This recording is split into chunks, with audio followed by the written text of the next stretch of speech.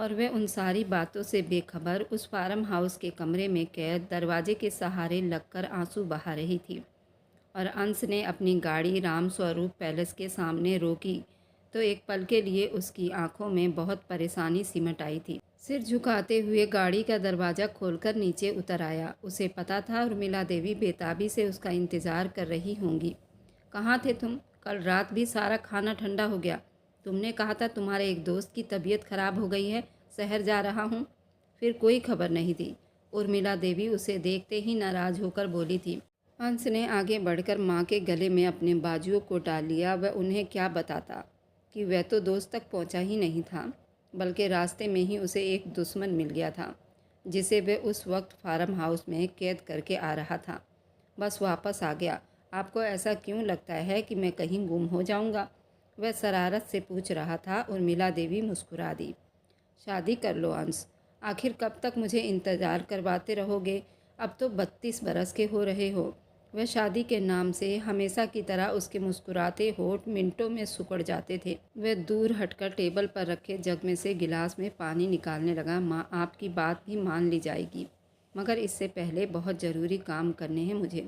मैंने आपसे कहा था मैं इंतकाम की आग में जल रहा हूँ।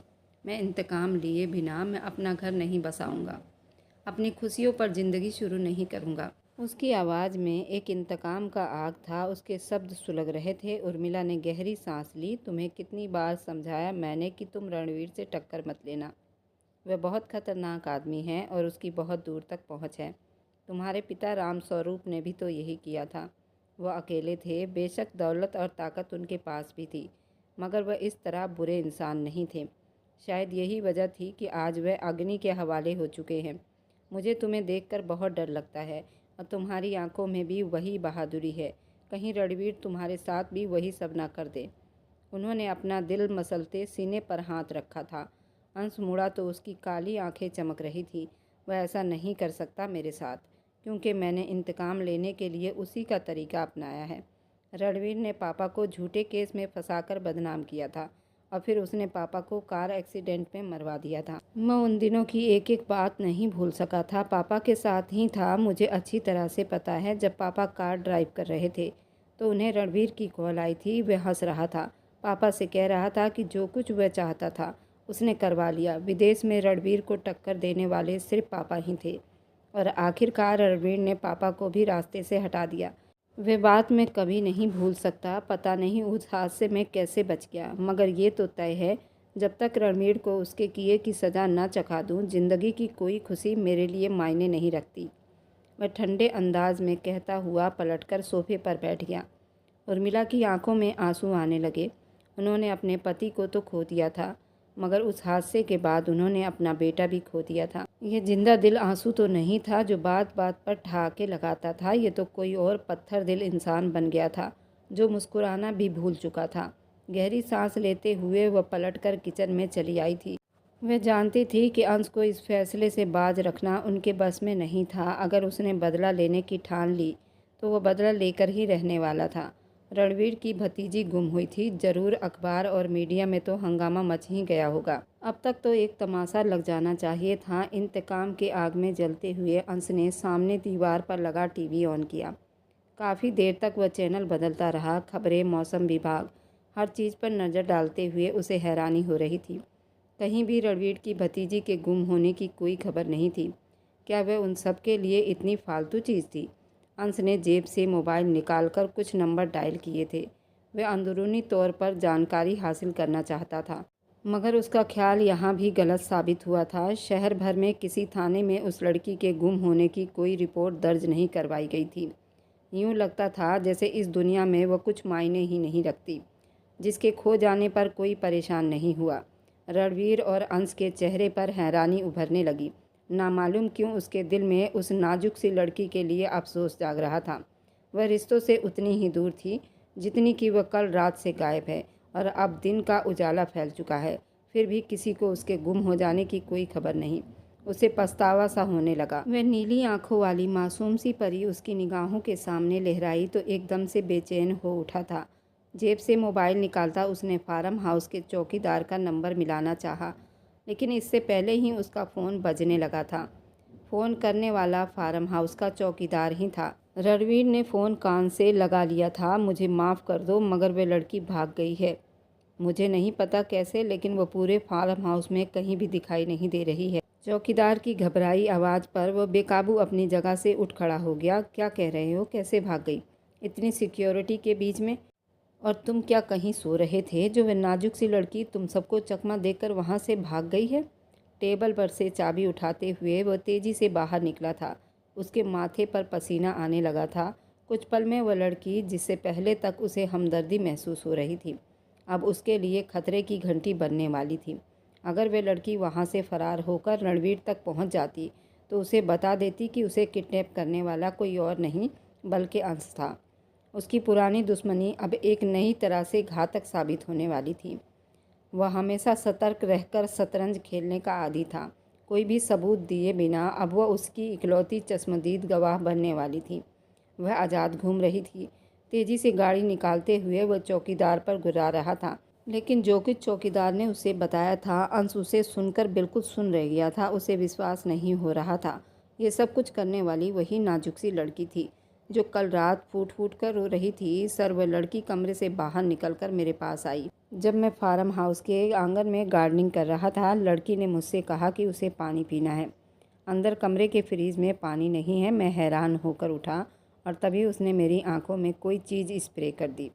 शायद कोई बॉडी स्प्रे या परफ्यूम था, जिससे मेरी आंखों में जलन होने लगी। मैं एक पल के लिए घबरा गया। उसी पल का फ़ायदा उठाकर वह खुले दरवाजे से बाहर की तरफ भाग गई। मैंने आपसे कहा था ना, तेज़ तूफ़ानी बारिश की वजह से कोई नौकर फार्म हाउस में मौजूद नहीं था।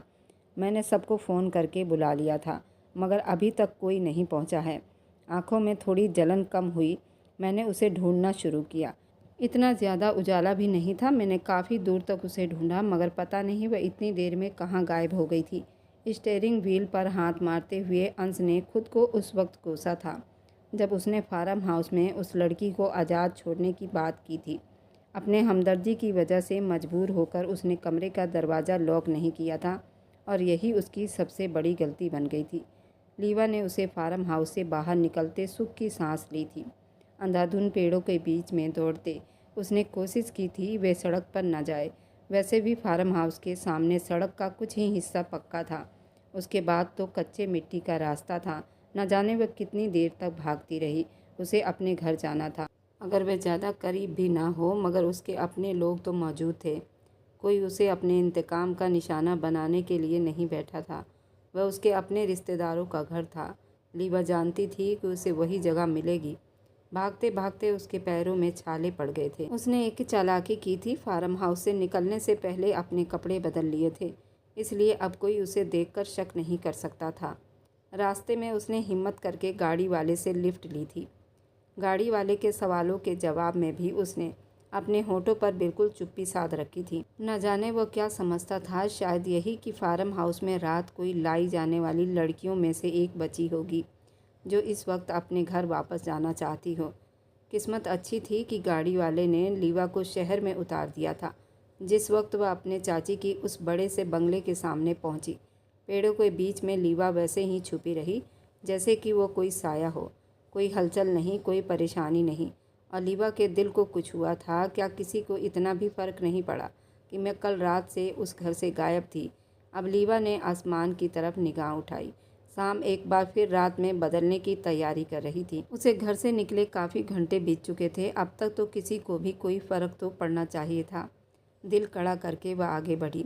बड़े बंगले के बाहर गेट पर उसे अपने चाचा नजर आए।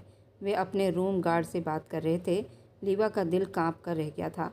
चाचा का गुस्सा एक तरफ, मगर फ़िलहाल वह अपने चाचा का सामना नहीं कर सकती थी। उसे पता था ये परिवार इज्जत के मामले में कितना सख्त दिल था। वह खड़े खड़े उसे गोली मार देते। ये तो शहर गए हुए थे। उन्हें तो पता भी नहीं था कि रात चाची ने उसे एक झूठे मूठे इल्ज़ाम के तहत घर से बाहर निकाल दिया था। मुझे चाची जी से बात करनी चाहिए। मैं उन्हें बताऊंगी कि आखिर आपने ही तो मुझे घर से बाहर निकाला था। फिर उसके बाद जो कुछ हुआ वह सब उन्हें बताऊंगी। वह धीरे से मुड़कर बंगले के पीछे हिस्से में चली आई थी। अंदर दाखिल होने का दूसरा रास्ता भी था। छोटे दरवाजे से अंदर दाखिल होते हुए उसे किसी ने नहीं देखा। बंगले में एक सन्नाटा सा छाया हुआ था। चाचा के कमरे में उसे उसी रास्ते से जाना था।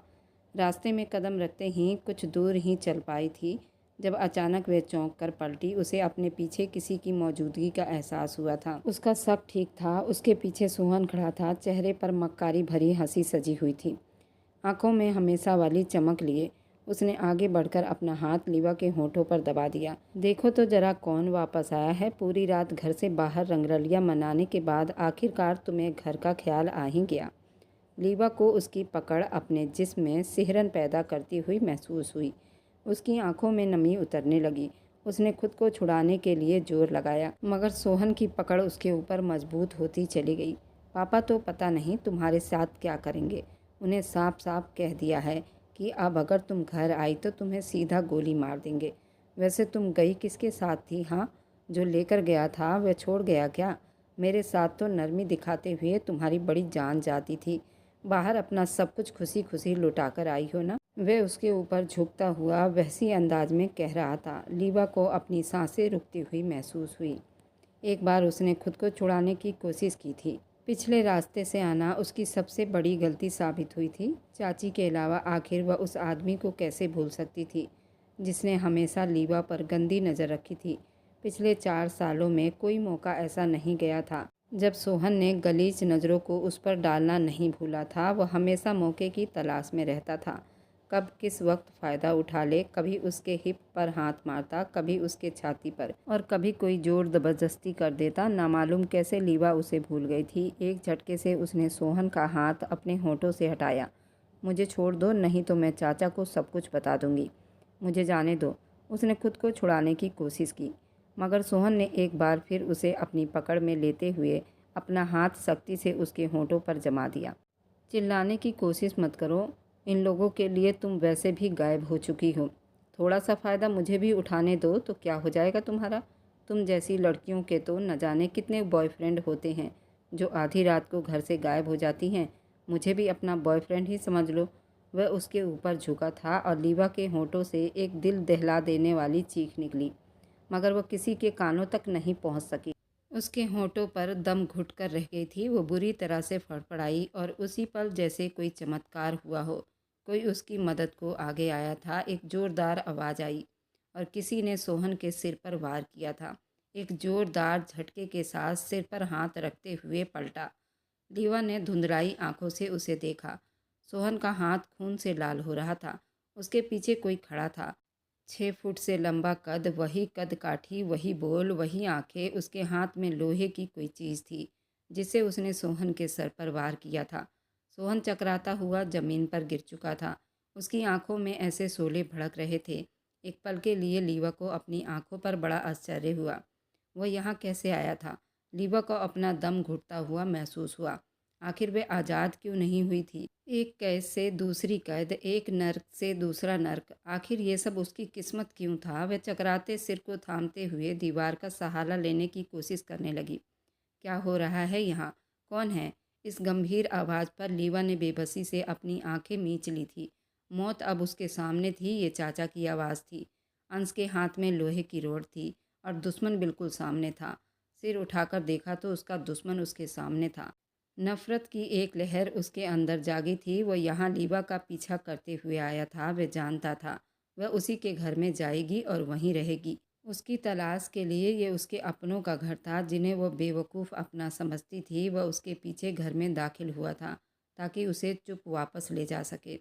इस बार सही मायनों में वह उसे किडनैप करना चाहता था, मगर अंदर सोहन के हाथों का उसका इस तरह बुरा हाल होते देखकर वह खुद को रोक नहीं पाया था।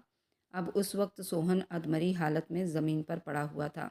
उसका खून फर्श पर बह रहा था और उसे मारने वाला अंश था। रणवीर ने एक तरसती और हैरान भरी निगाह उस मंजर पर डाली। तुम तो राम स्वरूप के बेटे हो ना? अखबार में बड़ा चर्चित रहता है तुम्हारा नाम।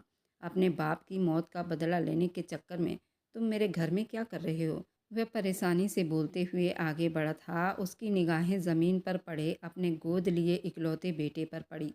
रणवीर के चेहरे के आसार बिल्कुल बदल गए। ये क्या किया तुमने? मेरे बेटे को जान से मारने की कोशिश की? मैं तुम्हारी जान ले लूँगा। बदतमीज आदमी, जिस तरह तुम्हारे पिता की ली थी। मेरे घर में घुसकर मेरे ही बेटे पर हमला किया तुमने। वह गरजते हुए आगे बढ़े थे। सोहन अपनी जगह से 1 इंच भी नहीं हिला था, ना ही उसके चेहरे पर कोई डर दिखाई दे रहा था। वैसे ही फर्श पर लेटा पड़ा था और अंश वहीं खड़ा था। फिलहाल लीवा की दुनिया अब बदलती हुई दिखाई दे रही थी। हाँ, मैं उसी का बेटा हूँ, उसी राम स्वरूप का बेटा हूँ, जिसके खून से तुम्हारे हाथ रंगे हुए हैं, और मैं उसी का बदला लेना चाहता हूँ। मैं तुम्हें उसी हाल में पहुँचाना चाहता हूँ जिसमें तुमने मेरे पिता को पहुँचाया, यानी तुम्हें भी उसी चिता की अग्नि में झोंक देना चाहता हूँ।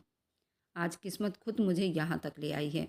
अपने हाथ में पड़ी लोहे की रोड जमीन पर फेंकते हुए वह 2 कदम चलकर रणवीर के सामने आकर खड़ा हो गया। रणवीर के चेहरे पर साफ घबराहट नजर आ रही थी। उस आदमी से वो कब से बदला लेना चाहता था। अंश उससे उम्र में आधा था, लेकिन कारोबार में उसने रणवीर को नाच नचा रखा था। रणवीर को अपनी आंखों में अपनी हार दिखाई दे रही थी। इतनी दिलेरी के साथ उसके घर में खड़ा होकर उसे ही धमका रहा था। ये मेरा घर है और इस वक्त तुम मेरे घर के अंदर खड़े हो। उसके आवाज़ पर सारे नौकर दौड़ते हुए आ गए। उसने चिल्लाते हुए कहा, और तू कब मरेगा? तुझे तो खुद पता नहीं चलेगा, लेकिन इतना इंतजार कौन करे? रणवीर ने गुस्से भरी मुस्कुराहट के साथ अचानक अपने कोट की जेब में हाथ डाला था। लीवा की भी आश्चर्य से आंखें फैली जा रही थी। उसका चाचा गन हमेशा अपने पास रखता था और इस वक्त उसने वही गन बाहर निकाल ली थी। बेकाबू वो जमीन से उठी। नहीं चाचा, वह नहीं जानती थी कि वह सोहन और अपने चाचा के बीच क्यों आ गई। क्यों उसने उस आदमी को बचा लिया? उसने उसे कैद किया था। वह तो भागकर यहाँ आई थी, तो फिर उसकी जान बचाने के लिए उसने कोशिश क्यों नहीं की? रणवीर की पिस्तौल से गोली निकली थी। उसका निशाना अंश था, मगर बीच में आने वाली लीवा ने वह गोली का जख्म खुद पर झेल लिया था। गोली उसके बाजुओं में लगी थी। एक चीख उसके होठों से निकली। सफ़ेद शर्ट खून से रंग गई थी। उसकी आंखें बंद होती गई। लड़खड़ाकर गिरते हुए उसने देखा था कि उसका चाचा अंश की तरफ लपका था, लेकिन वह किस तरह उसके पास आया था उसे याद नहीं रहा। रणवीर ने वापस अपने कोट की जेब में गन डाल ली। जमीन पर पड़े अपने बेटे की तरफ देखा। वह ऐसा मौका था जब किसी को किसी का होश नहीं था। शायद कयामत ही खड़ी थी। उसे बाजुओं में उठाते हुए अंश घर की पिछली तरफ से भागा था और रणवीर नौकरों की फौज को बुलाते हुए सोहन का चेहरा थपथपा रहा था। वह अपने बेटे को बचाना चाहता था और अंश लीवा को, जिसकी उसके लिए कोई अहमियत नहीं होनी चाहिए थी, मगर उसके बावजूद वह उसकी जान के लिए फिक्र में पड़ा था। उसका खून बह रहा था। उसकी आंखें बंद हो चुकी थी। कैसा इंतकाम, कहाँ का इंतकाम, वो सब कुछ भूल चुका था। अपनी गाड़ी की पिछली सीट पर लीवा को लिटाते हुए उसने पूरी ताकत से गाड़ी अस्पताल की तरफ बढ़ा दी थी। क्यों आई थी तुम मेरे रास्ते में? तुमने मुझे बचाया। तुम्हारे चाचा कभी मुझ पर गोली नहीं चला सकते थे। वह सिर्फ मुझे धमकाना चाहते थे। वे जानते थे मेरी मौत हो जाने पर उन्हें किन किन लोगों को जवाब देना पड़ेगा। स्टीयरिंग व्हील पर मुक्का मारते हुए वह होठों में बड़बड़ा रहा था। लीवा को गोली लगना सीधा पुलिस केस था। सोहन को भी अस्पताल में भर्ती कर दिया गया था। लीवा को अंश हॉस्पिटल ले आया था। अगर अंश उसके पास ना होता तो कभी इतनी आसानी से उसको ट्रीटमेंट ना मिलती। कुछ घंटों में ही उसके बाजुओं से गोली निकाल ली गई थी। उसे खतरे से बाहर कर दिया गया था। आईसीयू के बाहर टहलते हुए अंश ने महसूस किया कि उसके जिस्म में सुकून फैल रहा था। क्या हो गया मुझे? आखिर क्यों मैं उस लड़की के लिए इतना सोच रहा हूँ? कौन है वो? मैं उसे किडनैप करके लाया था। मैं उसके ज़रिए रणवीर से बदला लेना चाहता था, अपने पिता की मौत का बदला। और मैं क्या कर रहा हूँ? उल्टा उसे बचाता फिर रहा हूँ। वह बेबसी के आखिरी स्टेज पर था। वह अस्पताल में ही मौजूद था जब उसे अपने एक करीबी आदमी का फ़ोन आया था। रणवीर प्रेस कॉन्फ्रेंस की तैयारी कर रहा है। वह अब अपने भाई की लड़की के किडनैपिंग और उसका कत्ल करने के इल्ज़ाम लगाने वाला है। आपकी साख को शायद नुकसान पहुंचेगा। ये आदमी इज्जत के लायक नहीं है। उसके साथ वही होना चाहिए जो हम सब आपसे लंबे समय से कह रहे हैं। आपने अपने आदमी की बात सुनकर अंश ने अपने होंठ भींच लिए थे। फैसला करने का वक्त आ चुका था। उसने लीवा को सुरक्षित बाहर अपने घर पहुंचाने का हुक्म देते हुए अपनी बाकी बातें पूरी की थी। रणवीर और उसके रिश्तेदारों को वह सबक सिखाओ जो इतने सालों से सिर्फ खून चाहता था, मगर हमेशा मेरी परवरिश बीच में आ जाती थी। अब देखना दुश्मन का इंतकाम कैसा होता है। रणवीर के प्रेस कॉन्फ्रेंस से पहले ही उसके खिलाफ सारे केस खुलवाए गए थे। वह फ्रॉड था। राम स्वरूप के कत्ल का मुकदमा भी दोबारा से खुलवाया गया था। अंश ने अपनी पूरी ताकत का इस्तेमाल किया था और रणवीर ने भी कोई कसर नहीं छोड़ी थी। मगर वह एक बात भूल गया था, अंश नए ज़माने का नया खून था और नई प्रगति का खिलाड़ी भी था और उसके पास दिमाग भी था, अक्ल थी। रणवीर को कानूनी जांच पड़ताल में फंसाकर अंश ने हर उस डील में दखल दे दिया था जो रणवीर की कंपनियां कर रही थी और सिर्फ 2 दिन में ही वह रणवीर को पाई पाई का मोहताज बना चुका था। वह विदेश में जाना माना बिजनेसमैन था, उसके लिए ये सब करना नामुमकिन नहीं था। जिस वक्त पुलिस हथकड़ियाँ लगाकर रणवीर और उसके बेटे सोहन को गिरफ्तार करके ले गई थी, बंगले में कोहराम मच गया था। दाईं तरफ ऊंची ऊंची आवाज़ में लीवा को उसकी चाची और उसकी बहन बहुत बुरी तरह से शराब दे रही थी, जिसके आशिक ने ये सब कुछ किया था। दूर अपनी गाड़ी में सुकून से बैठे अंश ने ये मंजर देखा। ये सब कुछ मुझे बहुत पहले ही कर लेना चाहिए था, पता नहीं मैंने इतना इंतज़ार क्यों किया। अपनी गाड़ी का मुंह अपने घर की तरफ मोड़ते हुए उसने एक फ़ैसला कर लिया था कि अब वो ये देश ही छोड़ देगा। उसने तय कर लिया था कि रणवीर के अंदर ग्राउंड संबंध बहुत मजबूत हैं। वह अपनी अक्ल का इस्तेमाल कर जेल से बाहर आ जाएगा, अपने पैरों पर दोबारा खड़े होने की कोशिश करेगा और वह अपने घर वालों को और ज़्यादा उसके जुल्म का निशाना बनते नहीं देख सकता था। मैं अपने घर वालों के बारे में सोच रहा हूँ। माँ तो पहले भी इस शहर में रहती थी, मैंने कभी अपनी फ़िक्र नहीं की जितनी मुझे अब हो रही है। अब वो अपने पिता से सवाल कर रहा था, जवाब उसे मिल गया था। उसे लीवा की फ़िक्र थी, जैसे उसे अपनी ज़िंदगी में शामिल करने का फ़ैसला कर चुका था। उसकी आंखें खुली तो वह खूबसूरत कमरे में आराम कर रही थी। सफ़ेद बेडशीट, महंगा फर्नीचर। गहरी सांस लेते हुए वह उठकर बैठी। बाएं बाजू के ऊपर उसे गोली लगी हुई थी, शायद उसका बाजू फ्रैक्चर हुआ था। एक झटके के साथ यादें उसके दिमाग में ताज़ा हो गईं। मैं कहाँ हूँ, किसके घर में हूँ? क्या चाची ने मुझे माफ़ कर दिया? बड़ी मुश्किल से ज़मीन पर कदम रखते हुए उठ खड़ी हुई थी जब कमरे में उर्मिला देवी दाखिल हुईं। भगवान की कृपा है, तुम्हारी तबीयत अब ठीक है।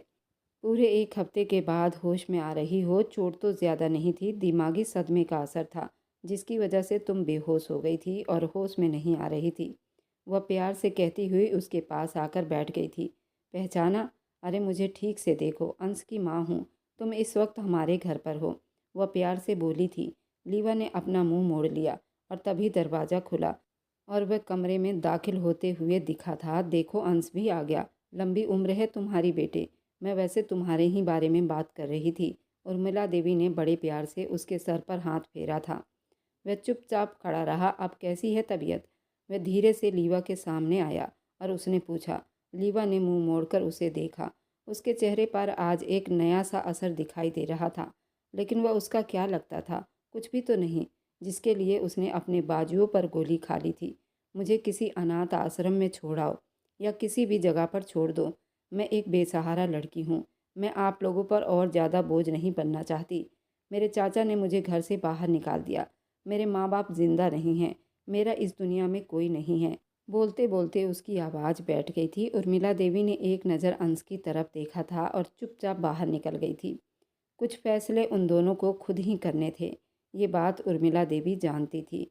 वह धीरे से उसके सामने बैठ गई, उसके गोद में धरे सिर को अपने सफ़ेद हाथों से सहलाने लगी। अंश ने धीरे से उसका हाथ अपने हाथों में ले लिया। तुमने ये क्यों सोच लिया कि अब तुम्हारा कोई घर नहीं है?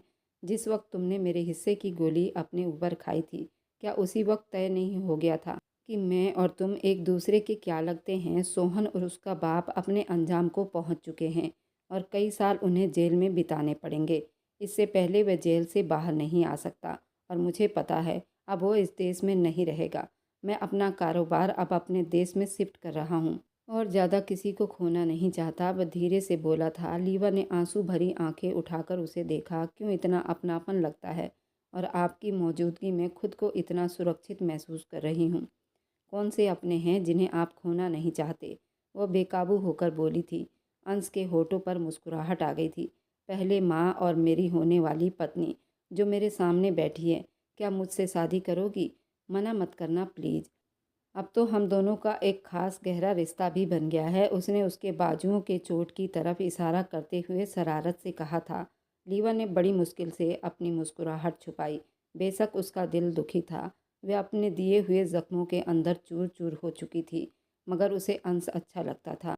जो उसे बचाने वहाँ तक चला गया था जहाँ उसकी जान को खतरा भी था, और फिर उसे बचाकर ले भी आया था। ज़रूर, मैं आपसे शादी करूँगी, लेकिन दोबारा कभी मुझे किडनैप करने की कोशिश मत करना, वह जैसे उसे याद दिलाते हुए बोली थी।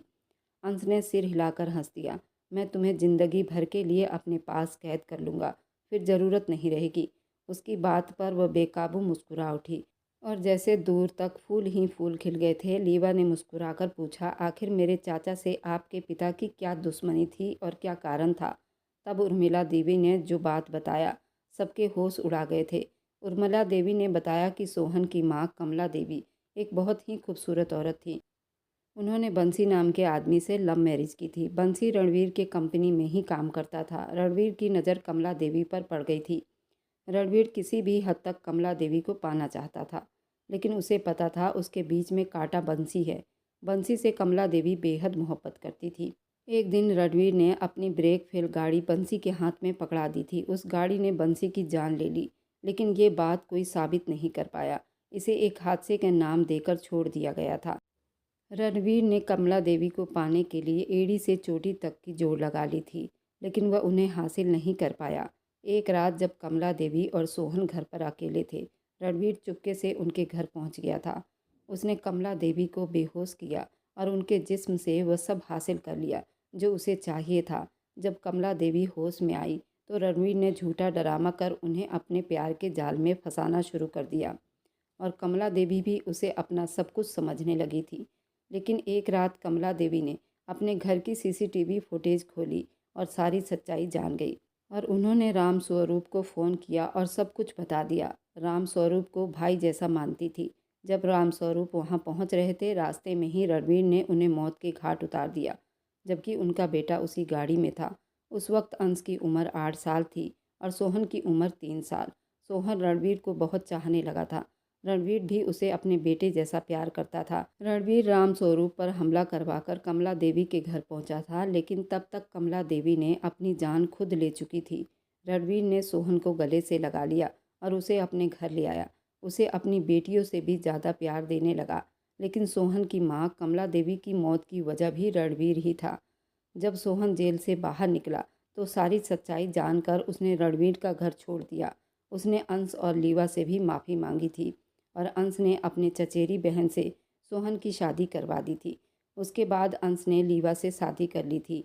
और मेरी वीडियो आप लोग जहाँ कहीं से भी देखते हैं, कमेंट में अपने शहर और राज्य का नाम ज़रूर बताएं। मुझे आप लोगों के कमेंट पढ़ने में बहुत आनंद आता है, और उन सभी का मैं बहुत बहुत धन्यवाद करना चाहता हूँ। जो लोग मेरी वीडियो को देखते हैं, लाइक करते हैं और शेयर करते हैं। अगर आपको आज की कहानी पसंद आई है तो वीडियो को ज़रूर लाइक कीजिएगा और अपने दोस्तों के साथ शेयर भी कीजिएगा। और हाँ, अगर आपने अभी तक हमारे चैनल को सब्सक्राइब नहीं किया है तो ज़रूर सब्सक्राइब कर लें। मिलते हैं हम अपनी कल की एक और नई दिलचस्प कहानी के साथ। मुझ पर सदा अपना प्यार और स्नेह बनाए रखें। सभी को मेरा प्यार भरा नमस्कार दोस्तों। खुश रहें, स्वस्थ रहें, मस्त रहें।